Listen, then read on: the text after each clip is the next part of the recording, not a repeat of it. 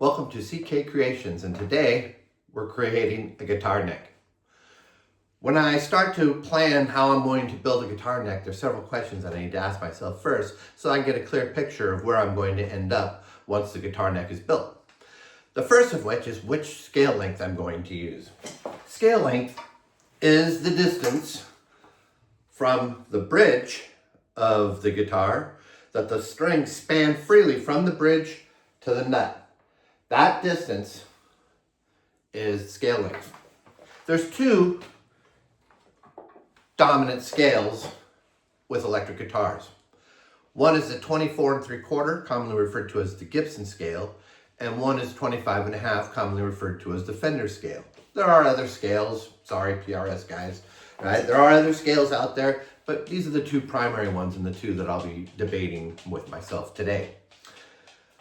Pluses and minuses, because there are just pluses and minuses to both, right? There's not that one is better than the other, it's personal preference. The 25 1/2, the Fender scale, has a higher string tension because you're spanning the string a further distance, right? So it has to maintain more tension.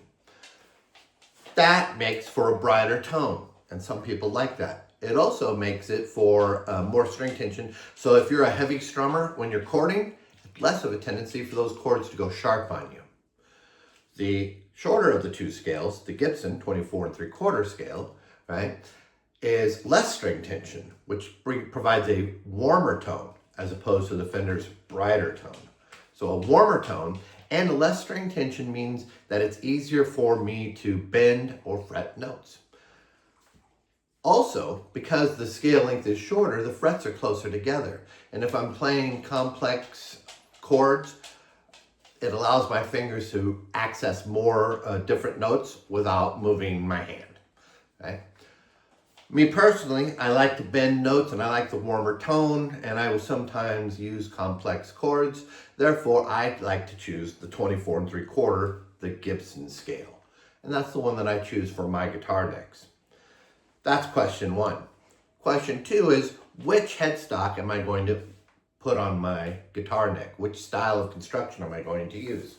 There is the straight guitar neck and headstock. Oh, sorry, just hit my dog in the head with the guitar. Or there's the tilt back, where the guitar neck goes up and then lays back, it tilts back. Again, there's pluses and minuses. Not that one is better than the other, just what do you prefer? If I'm using a straight headstock, one of the challenges that I have is that from the string travels from the bridge through the nut to the tuner, nice straight line with very little deviation. So there's not much break angle on the nut. That means when I'm playing, bending, manipulating the strings, there's a chance the string could come out of the nut, and that's not good, obviously.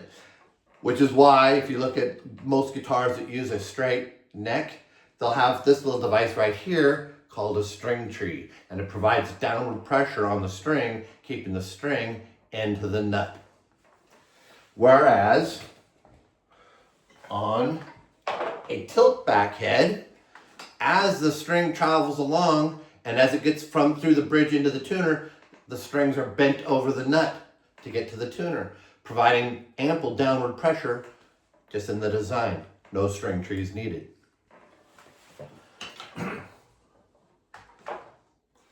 There's also, from a builder standpoint, the fact that there's one less somewhat risky process involved in building a straight guitar neck. And when I build a straight guitar neck, I don't have to tilt the head back, which is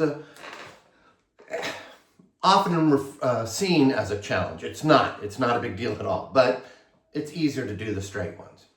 But because I wasn't worried about the extra step of making the angle tilt back, I don't like the looks of string trees, I chose to go with a tilt back head. So now I've figured out which scale length I'm going to go with, 24 3/4, and I know what style of general construction of the headstock and neck I'm going to go with, tilt back. The next thing I need to know is, how am I going to tilt it back? I can look at a guitar neck and I can say, okay, here's a tilt back guitar neck. It could have been carved out of a piece of wood that's that thick, right? And then I just carve it. Carve that angle, right? It's nice, one big piece of wood. Aesthetically, very pleasing because there's no splice where the joint is. But it's very weak because as the grain is all running this way, right here, as the angle of the headstock lays back, the grain gets very narrow and it's very prone to breakage. But there's an alternative. I can take a neck blank like this one, right? This is a torrefied maple, which is an awesome material to make necks out of, by the way. Torrefication is the baking of the wood in an atmosphere without oxygen. So it changes the cellular level of the cellular makeup of the wood so that it doesn't shift around. Anyway, that's a separate video. So I can take this and I can cut it like that. See those two angles? That's called a scarf joint. And then I'll be putting it together with some hide glue. But here's the thing. If I tip it, and you see how I turn this one around, now as I lay it in there, there's an angle. Let me show it to you like this. There's the angled headstock, straight, laid back. There's a tilt. And all I did was take a piece, cut it, turn it, glue it back together.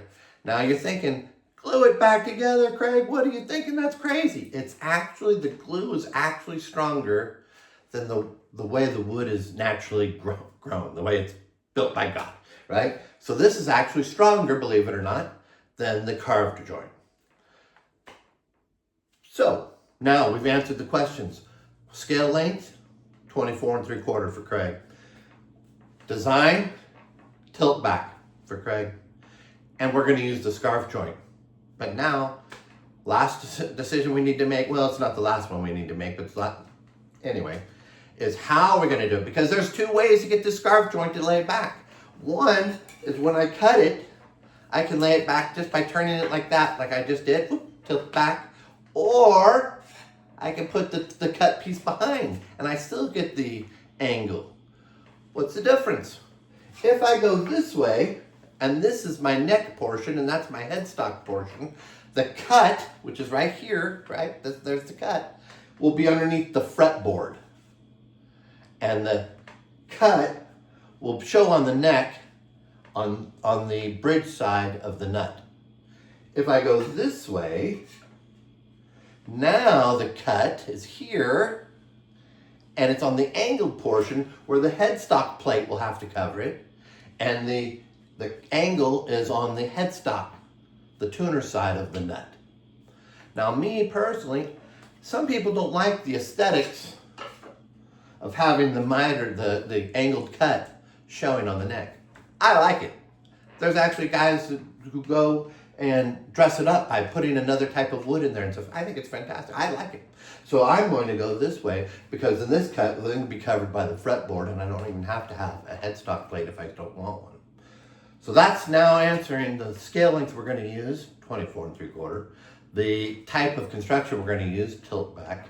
The type of tilt back we're going to go, scarf joint. And if it's an A, that one, or the B, that one. And I'm going with scarf joint type B.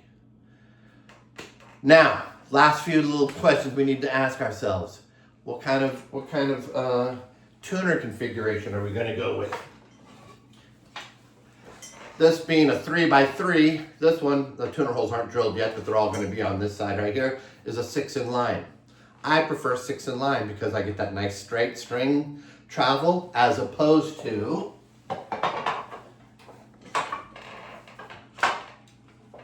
if you look at this one here, the D and the G strings are bent like this to get over to the tuners. They're the strings in the middle and they bend over to go to the tuners, making a Y in the middle.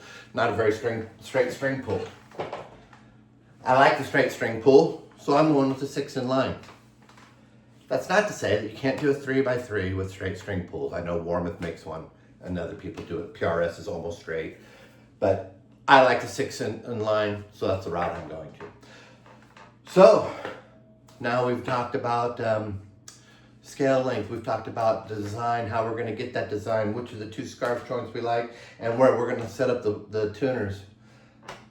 We talked a little bit about the material we're going to use kind of in passing. I said I use torrefied maple. It's nice because, like I said, torrefication prevents it from distorting as it gets older or is exposed to different environmental concerns. And I like the feel of maple. I like the feel of unfinished maple. I don't like I don't like clear on my guitar necks. I don't like paint on my guitar necks. I don't like nothing. Right? And with maple, you can do that and still the maple will be protected. So now we got to get busy. What I mentioned in a little bit about some people being concerned about making this cut right here. So when you buy the guitar blank or you process it and make it yourself, however you get to this stage, right? It's not that big of a deal. All you do is you lay out where I'm going to put my nut, and then I made my angled line. I use a 13-degree headstock. So all I did is I used a protractor to make the 13-degree line here. I walk over to my bandsaw and I go nice and slow and I cut it, piece of cake. The best part is, and one of the tools that we're going to be trying out in this video is later on in the video, or maybe in the following video. I don't know how long this one is already. I talk a lot.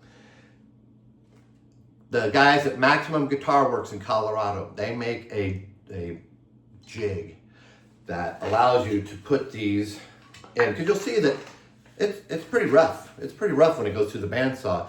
And that can't be like that because I need all this nice surface area to made it perfectly for that glue joint. Otherwise it would be really weak. So what they do is they make a device, and I'll show it to you more in detail, that holds these like this, and then I'm going to run my router and a sanding block over this to make it perfectly smooth. And I bought one from Maximum Guitar Works, and we'll be reviewing that later in this series. So if not in this video itself. So let's stay tuned. Let's get out to the shop and let's build a guitar neck. Okay, so here we are back in the shop, and I'm cutting that miter. This is sped up about 300%, so it's actually taking me much longer than what it appears on the video, but I didn't want to bore you. But it takes a few minutes, not a big deal. All right, so here's the part of the video that I'm pretty excited about. So far, we've talked about how we designed the neck, and then we cut it on the bandsaw, which gave us this. We cut it on the bandsaw, giving us this 2 sections, right? But if you look at it, you can see it real well. Pretty rough, too rough to make out of a scarf joint out of. So now we need to smooth it. And like I mentioned earlier, I'm pretty excited about this part. I just bought this scarf joint jig from Maximum Guitar Works, and I also bought the Bigfoot router base. So this is how it works, or at least I hope so. This will be my first time using it. I put some double-sided tape down at the bottom. By the way, the instructions are also engraved on the side. They do a really phenomenal job. The workmanship of their jig and their stuff is just really, really top-notch. Oh, and I guess I'm supposed to say that they didn't give me this, they didn't pay, they don't even know I'm doing this, they have nothing to do with this. So I'm going to give you an honest opinion. Anyway, I put some double-sided tape down, and that's what it says to do. And then put the neck blank in there, or what was the neck blank? Well, I guess it's still a neck blank. Anyway, boom, I put it in there. Now I'm going to double stick the other one down.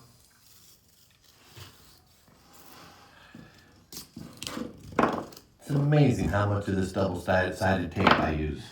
I know some guys use the painter's tape with CA glue and activator.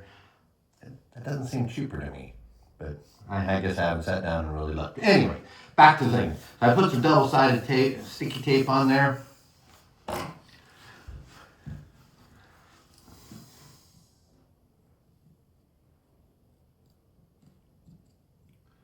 Guess I could have done this before I started the camera.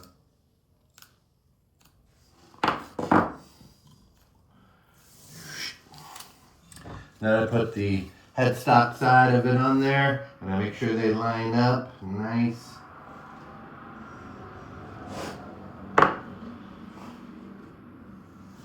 Booyah. Then I collapse this side in, okay? It's just held down It's got some Allen bolts into slots. Oh, wait. It also says on the side that if I want to, I can put some sandpaper just to give it a little bit more hold. So I have some of that here.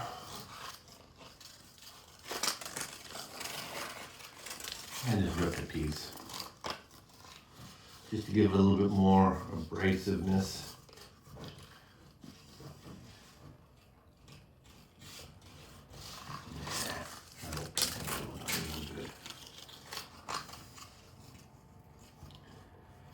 There we go.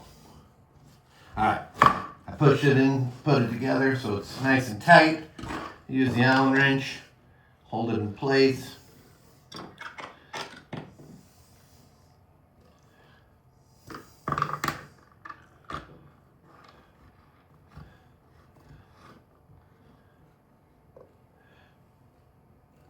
I don't know why I'm working so far away, because that's where it's eventually going to go when I clamp it down to the workbench, but it's not clamped, so I could be moving it. Anyway, so it looks like this. There's my headstock piece. Below it, there is the neck piece. The cut, as you can see here, is right through there, all the way along. It's even. The two sides are pinched together, and then the Allen bolt there and there, I tightened up so it'll stay pinched together. Now, I put that on the end.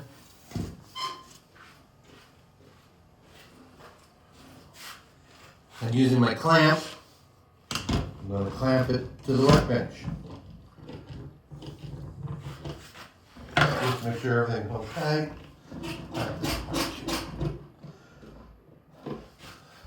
So now, I got the headstock piece and the neck piece in line in the jig sandwiched against it. And you can see right here is my 13-degree angle, but I'm going to use a router to go up and down to make sure that's smooth. Let's hope it works.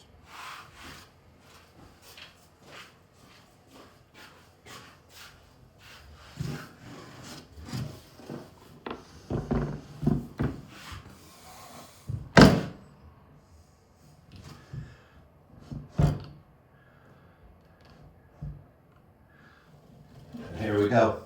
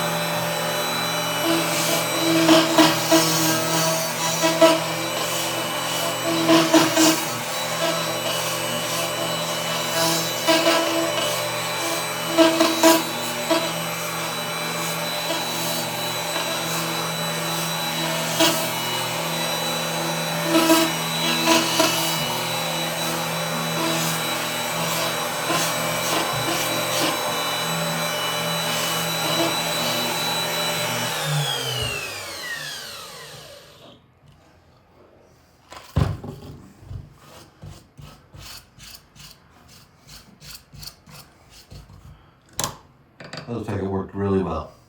Next, what I'm going to do is I'm going to get a piece of sandpaper with some, I don't know what grit I'm going to use yet. And then I'm going to finish it off even better. Stay tuned.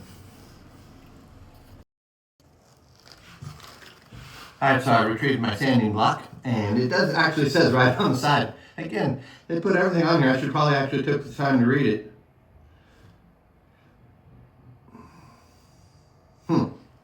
Anyway, it says to use 120, so which is actually the grip I had grabbed anyway, so that works out well. And now I'm just going to lightly sand it to finish it off. Be careful not to over sand it or to rock it as I get to the end.